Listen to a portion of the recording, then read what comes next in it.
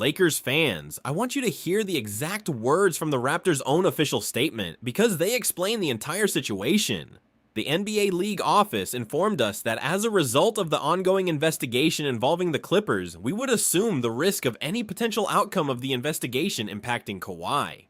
In light of this, we will wait until the league's investigation is complete. That's the Raptors, publicly explaining why a real, already agreed trade for Kawhi Leonard has sat frozen since June 30th, pending an NBA investigation into alleged salary cap circumvention involving the Clippers. Real reports specifically noted this could realistically drag into 2027. And at 1:11 this afternoon, Shams Charania told the entire basketball world that the frozen situation actually resolved, just not the way anyone expected. Kawhi Leonard has been traded. From the Los Angeles Clippers to the Los Angeles Lakers. Before you scroll off, I'll tell you the specific reasoning Shams gave for why the Toronto deal actually collapsed, and what Luka Doncic posted from his personal account minutes later. Here's how it went down. Shams delivers. I want to explain exactly what happened here, because the Raptors trade was real and had been agreed to since June. My understanding is that with the investigation genuinely dragging on with no resolution in sight and training camp now fully underway, both the Clippers and Kawhi's own camp grew increasingly frustrated with the uncertainty. Rather than continuing to wait indefinitely on Toronto, the Clippers explored real alternative trade scenarios that didn't carry the same investigation-related contingency. The Lakers front office moved decisively with a structure specifically built to avoid the exact complications that stalled the Toronto deal. Read that back. A structure specifically built to avoid the exact complications that stalled the Toronto deal. That is Shams explaining exactly how this new trade actually sidesteps the investigation problem that froze the Raptors deal for months. And minutes later, Luka Doncic posted from his personal account. Genuinely one of the best two-way players of his entire generation, now on the same roster. I don't have words for how excited I actually am about this. That's Luka reacting with real specific excitement about a genuine two-time champion joining his own roster. Now, the whiplash, because I already know exactly what you're thinking. Kawhi was already agreed to go to Toronto months ago. How does a completely different team get him instead? And here's the honest answer, and it requires understanding that an agreed trade isn't the same as a completed one. The Raptors' own statement was explicit. They weren't willing to assume the risk of the investigation's outcome. That specific hesitation, sustained for months with no resolution, created a genuine opening for a completely different team willing to structure a deal without that same contingency. Stay with me. Because once you understand exactly why this specific new structure actually works, this stops looking impossible and starts looking like exactly the kind of opportunistic move a motivated front office makes when a stalled situation drags on too long.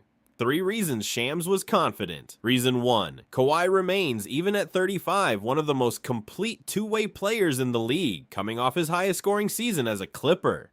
Reason 2, pairing him with Luka gives this roster real elite two-way talent that few teams in this league can actually match. Talk to me in the comments. Does the real, ongoing investigation into Kawhi's own situation worry you about this specific addition, or does landing a talent this accomplished outweigh that real, lingering uncertainty? Go.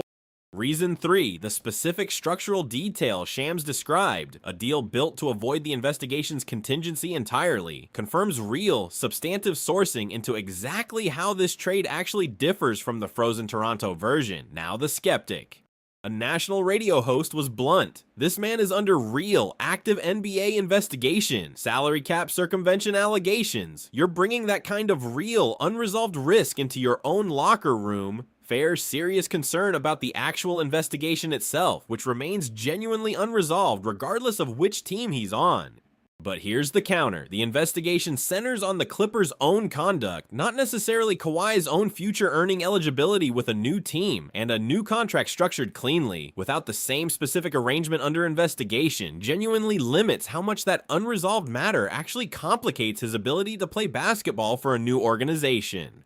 Here's the human weight. Kawhi has spent his entire career defined by real excellence, genuine championship success everywhere he's gone, and this specific investigation, however serious, has never actually been about his own on-court performance or effort. But the honest risk, real, genuine legal uncertainty doesn't fully disappear just because he's changed teams, and how this investigation ultimately resolves could still carry real, unpredictable consequences.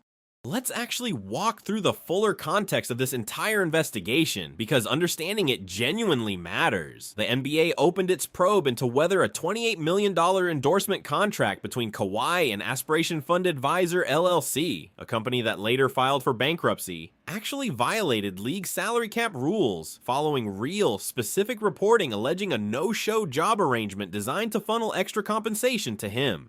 Clippers owner Steve Ballmer and Kawhi's own uncle and advisor Dennis Robertson were also named in that same investigation. The Clippers have consistently, publicly denied any wrongdoing, specifically stating they were victims of a fraud perpetrated by Aspiration's own co-founder, who has since been convicted and sentenced to 14 years in prison. Let's also talk about what specifically made the Toronto deal collapse under this exact pressure. The Raptors, according to their own public statement, genuinely didn't want to assume financial risk tied to Kawhi's contract given the investigation's uncertain outcome, since a finding against the Clippers could theoretically void or restructure his deal entirely. That specific real financial exposure is exactly what kept this trade frozen for months with no actual resolution in sight. Let's also address what this specific new trade structure actually does differently. By building a fresh deal that doesn't rely on the exact contractual arrangement under investigation, the Lakers front office reportedly created real, meaningful separation between Kawhi's own future compensation and whatever the league ultimately determines about his prior Clippers contract. Let's also talk about Kawhi's own specific statistical dominance this past season, because it deserves real attention. He averaged 27.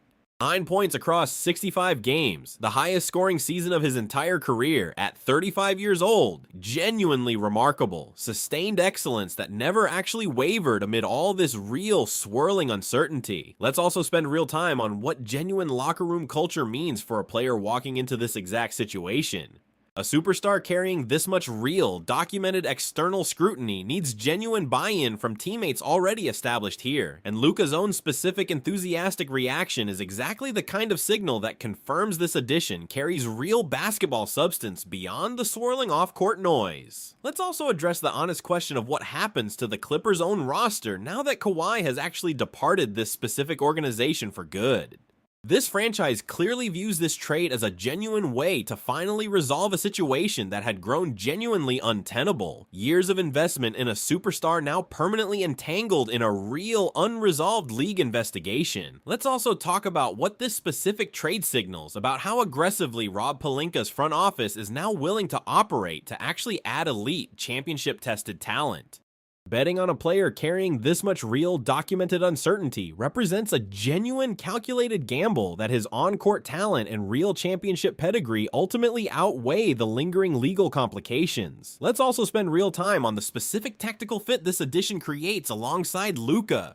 A genuine, elite, two-way wing defender who can also create his own shot gives Redick's staff exactly the kind of complementary two-way talent this roster has lacked. Someone who can guard the opponent's best perimeter player while still contributing real offensive value. Let's also address the honest financial reality of what this specific trade actually costs Los Angeles beyond just the basketball considerations. Real, significant guaranteed money tied to a player under active league investigation represents genuine financial risk that this front office clearly decided was worth taking given the on-court upside. Let's also talk about what genuinely happens if this specific investigation actually concludes unfavorably for Kawhi or the Clippers organization. That real, still open question looms over this entire trade regardless of which team he's actually playing for, and it's worth taking seriously rather than assuming it simply resolves itself favorably. Let's also spend a moment on what this means for the broader Western Conference landscape now that the Lakers have genuinely added a two-time champion to a roster already featuring Luka. Every other contender now has to account for a roster that suddenly features two genuinely elite two-way talents. So let me bring it home. Kawhi Leonard to the Lakers matters because he provides genuinely elite two-way talent this roster has never had access to, because the specific structural difference from the failed Toronto deal confirms real, substantive sourcing behind this move, and because Luka's own reaction confirms real, genuine excitement about this specific pairing. Now here's what I'm watching next. Hit subscribe. If Kawhi lands in Los Angeles, the very next question is exactly how the league's ongoing investigation actually affects this specific new contract and how quickly real chemistry develops with Luka. I've got a read on it that will surprise you. For now, comments, likes, subscribe. Lakers fans. Toronto waited too long. Los Angeles didn't. Wild autumn. Let's also talk about what real, tangible pressure this specific timing puts on this coaching staff, heading into a season with genuinely elevated championship expectations now attached. Installing a genuine superstar this significant, this close to the regular season, means real, compressed teaching time before games actually begin counting. Let's also address the honest reality that not every fan base is going to view this trade the same way. Some will focus entirely on the exciting championship caliber talent addition. Others will focus on the real, genuinely unresolved investigation. Both reactions are legitimate and deserve real, honest respect. Let's also spend one final honest moment on what the Raptors' own fan base is processing today, because it deserves real, direct acknowledgement. This is a fan base that spent months genuinely hoping for a real, emotional reunion with a franchise legend, only to watch that specific dream collapse due to circumstances entirely outside anyone's actual control. Nobody saw this specific version of the story coming, and that's exactly what makes this trade one of the single most genuinely stunning transactions of this entire year. This is the kind of trade that gets remembered for a long time, regardless of exactly how this specific season itself actually unfolds. Buckle up, Lakers fans, because this roster just added a genuine two-time champion under genuinely unusual circumstances, and every single game is going to be scrutinized closely by a fan base and a national media apparatus both genuinely eager to see how this entire situation actually plays out. Let's also talk about what real precedent exists for star players getting traded amid genuine, real off-court legal uncertainty and still delivering elite on-court production. Recent history around this league shows it's genuinely possible for a player's own performance to remain entirely separate from unresolved legal or investigative matters, provided the actual on-court situation is handled professionally by both the player and the organization.